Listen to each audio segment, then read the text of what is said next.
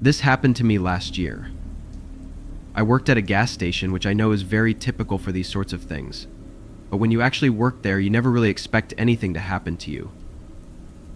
This night it was raining outside, not too heavily, but enough to make it uncomfortable to be outside without any sort of covering. In weather like this, there's a lot fewer people coming into the convenience store to grab snacks or pay for gas with cash, so my job was to just be there. I'd occasionally walk around the store to stretch my legs and stay awake, but I'd spend most of my time on my phone. As I was looking through my social media feeds, I suddenly heard a strange noise coming from outside. It sounded like someone was tapping on the glass door. I looked up from my phone and saw a figure standing outside in the rain. It was a man, his face hidden by the hood of his jacket.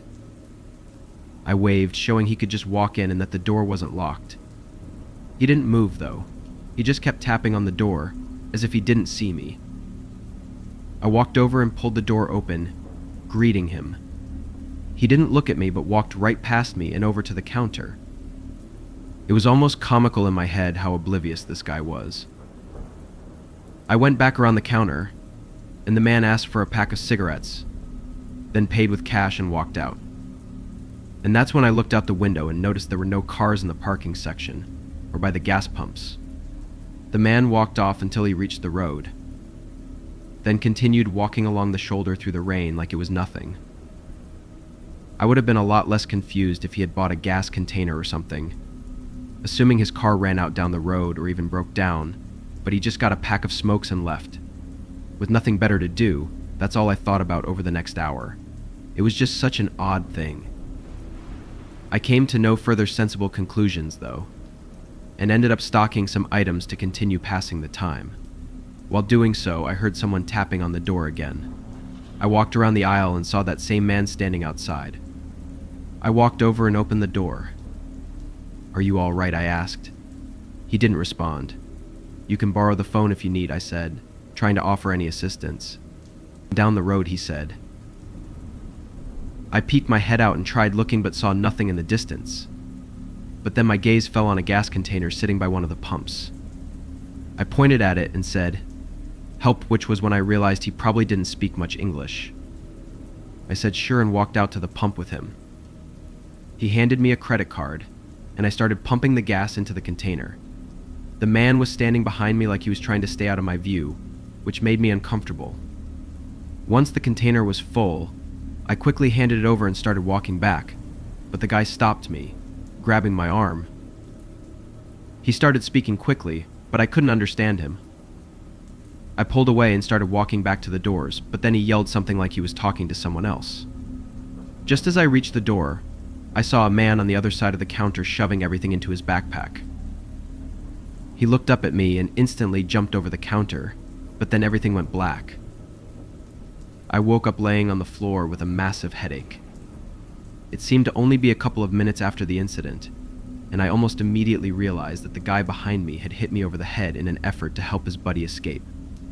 I got the cops over, and they took me to the hospital, but I had no serious injuries aside from a concussion and needing a few stitches. The worst part of it all is the embarrassment I felt afterward, like I'd been played so easily and let them get away with it.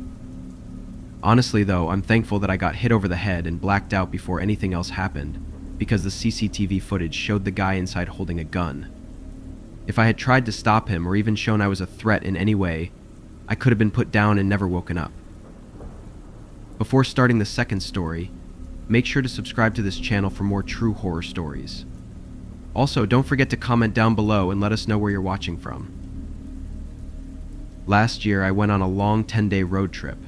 It wasn't to any single place, I just drove in a big loop, stopping at 5 or 6 different cities. I actually didn't book any hotels in advance because I wasn't sure exactly how long I would spend in each city or where I would want to take breaks during the drive, so I was relying on hotels allowing walk-ins. The first 5 nights, I was able to find decent hotels on the course of my drives, but on the 6th night, I ran into some issues. I was driving between cities and felt my eyes getting heavy around 11 p.m. I wanted to keep going and get to the next major city, and then sleep in a parking lot or something, but there was no way I could make it when I was so sleepy already. I pulled over and contacted a few big-name hotels that were on the way, but none of them were accepting walk-ins at the time. I was getting nervous, thinking I might have to park on the side of the road and sleep, which was obviously dangerous. But then I saw a sign for a hotel 10 miles ahead. I drove until I reached the building, then parked by the front. The hotel was small, looking more like a motel, being a single story with a bunch of rooms. There were a few other cars in the parking lot, but it was mostly empty. I got out and went up to the reception desk, asking the woman there if I could have a room. Luckily, they had one available, and she gave me a key card. I got my bag from the car and brought it to the room. It was really outdated, but for the price, it wasn't all that bad. But only a minute after I went inside, there was a knock at the door. I walked over and opened it a crack just to see who it was. There was a man mumbling something to himself, and right when he saw the door open, he pushed into it, trying to force himself into the room while still talking to himself. I put my arm out and stopped him, preventing the man from fully entering. He stopped talking and looked up at me as I told him to leave. After a second, he turned around and walked away. I made sure he actually left, then locked the door. It was really weird, but I didn't feel too threatened, because I was sure it was just some crackhead who was lost. I stayed up for another 15 minutes, then fell asleep. A couple of hours into the night, I woke up to a knock on the door. I was immediately irritated, knowing it had to be that man from earlier. Having learned my lesson, I put the chain bolt on the door before cracking it open. It was a good thing I did, because the second I unlocked the door, the man rammed into it, started yelling random sentences that made no sense. I backed up right away and called 911. The man didn't let up, though.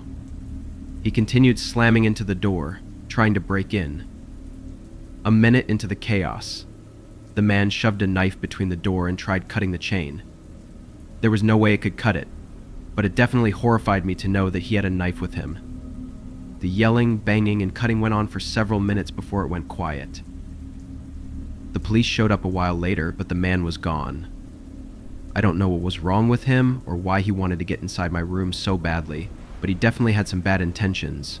It may have just been because he was drugged up, but breaking into someone's room with a knife is horrifying. All it takes is one wrong move, like answering a door or leaving it unlocked, for someone like him to take advantage. I don't think he had something against me personally, but I still have this feeling sometimes like I'm being watched. I was house sitting for one of my best friends last year. They had a few lizards and some fish that I had to feed, along with a bunch of houseplants to water. They were on a 2-week-long business trip, so I agreed to take care of everything while they were away. Their house was a lot nicer than my apartment too, so I was glad to do it. The first week went by, and it was great. It felt kind of like being in an Airbnb. Then one night, while sitting at the table in the kitchen, I heard a man cough right outside the house. It scared me because it was so close, being just outside the back door. I quickly walked over and turned on the outdoor lights to show that I was home. I waited a minute before looking out the window. Whoever was there was gone now, but why were they there in the first place? I stayed extra cautious for a while, but there was nothing else. It was a little past 7, and I had nothing to eat, so I went outside to go pick up some food. But as I was walking out, I noticed some footprints in the yard. The grass was pressed down, and there was a clear path they walked in. I followed them, going from the sidewalk to the back of the house, and then turning around and going back to the sidewalk. I got in my car and went out for food, but thought about it while driving. I couldn't come up with any reason someone would do that. It really just seemed pointless. When I got back to the house, I did a quick search for any more footprints in the grass, but didn't see anything. I went back inside and sat down to watch TV. After an hour, I was starting to get sleepy, so I shut it off and got in bed, sitting up on my phone for a bit. That's when I heard someone outside again. They were walking through the front yard. I listened as they went up to the front door, and then went around to the back door. I got up more alert now as I heard the back door shifting around like they were trying to open it. I went to the top of the stairs and flipped the light switch, turning on the downstairs lights. The person stopped. I walked down a few steps, then leaned over the railing and looked at the back door. Nobody was there anymore, and for some reason that terrified me even more. Seconds later, I saw shards of glass flying across the living room as I heard a window shatter. From where I was standing, I couldn't see it, but I immediately ran upstairs and into the bedroom. I heard a few coughs, then the glass crunching as they stepped inside. As soon as they were in, everything turned to chaos. It was like they were pushing everything over, hitting and breaking things. I called the police, but I feared they wouldn't make it in time to help me. After a minute of destroying the bottom floor, the intruder ran up the steps and went into one of the spare bedrooms, doing the same thing. Then he came up to the bedroom that I was in. He tried, but I had locked it. Instead of leaving, he started smashing something against it, trying to break it down. One of the panels from the door nearly flew off, allowing them to reach in and open it. The man stepped in. He was wearing a face mask and a hoodie, and was holding a metal baseball bat. I was in the corner of the room, holding back tears as he looked at me in rage. But then he looked away and started smashing the walls and furniture all around the room. He didn't even acknowledge me. He just went around me, destroying the entire room in as little time as possible. Then he ran past me and went into the next room before he finally went downstairs and left the house. I stood in that same spot, frozen, until the police came. My friend came back early the next day to deal with the situation. Basically, everything in the house was trashed and destroyed, but nothing was stolen. The police said it almost certainly had to be someone she knew that had something against her, but she couldn't think of anyone who would do this to her. I tried to give a description of the man, but he was fully covered, so I wasn't of much help. The most terrifying part was that the man just ignored me, confidently unthreatened by me. To this day, whoever that was hasn't been back to my friend's house, and their motive still remains unknown. I'm a 31-year-old female, and this happened when I was 29, back in 2020. My friend, let's call her Stacy, told me that she had a friend who I'll call Brianne that needed a dog sitter because Brianne and her husband were going on a vacation to California. Stacy knew a dog sat on an app called Rover, which is an app where you house sit random strangers' dogs, walk them, you name it. I thought it was the perfect opportunity since I was in need of some cash $200 to dog sit for 5 days. Why not, right? Brianne showed me around her house a week before I dog sat, while also letting me meet her huge husky named Bear. I'm not going to lie, it was a big husky. A little overweight too, but still adorable. Brianne told me that I was welcome to help myself to whatever food I wanted. The front door also included a lock where you punch in a number code to get in, so it was pretty secure. So a week rolls around, and I showed up later on a Friday night, not too long after Brianne and her husband left the house to go to California. Things were pretty chill for the first 2 days. I was at work for most of the afternoon, went to feed the dog on my break. Came back later at night, took Bear for rides in my car, stayed up late watching movies, and let Bear sleep by me when it was time to go to bed. Anyway, after work on a Monday night, I hear a knock at the door. I looked through the peephole, and it was a guy that looked like he was wearing a black police uniform. I thought it was a bit odd, but opened the door to see what was up. "Hello, I'm looking for a George," he said. George, I thought. Oh no, there's no George here. I'm dog sitting for a friend. I've been here since Friday. Looking back, it was pretty stupid to tell a random person at the door I didn't know that I was alone. "Oh, okay. How long are you here?" he said. "Till Wednesday," I responded. "Oh, that's cool. Okay, sorry to bother you," and then he left. I was slightly weirded out and locked the door. I texted Brianne about what just happened. She pretty much just said, "Oh, don't worry about it," and shrugged it off. I thought that was weird too. Things were normal again up until I went to bed Wednesday at midnight. As I was laying in bed, the thought kept coming to my mind that I should make sure the front door was locked, so I got up and checked it. Luckily it was, but I still had a weird vibe. I fell asleep, then woke up at 3:05 a.m. to the dog barking like crazy. It freaked me out a little.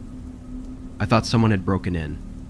I got up and went to the living room where I saw Bear was growling and barking at the front door. I looked through the peephole, and saw the same guy with another guy this time, standing there in security guard uniforms. At this point, I was creeped out.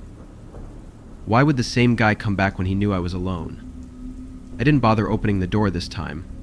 Two guys I didn't know dressed like security guards at 3 a.m. I made sure all the doors were locked.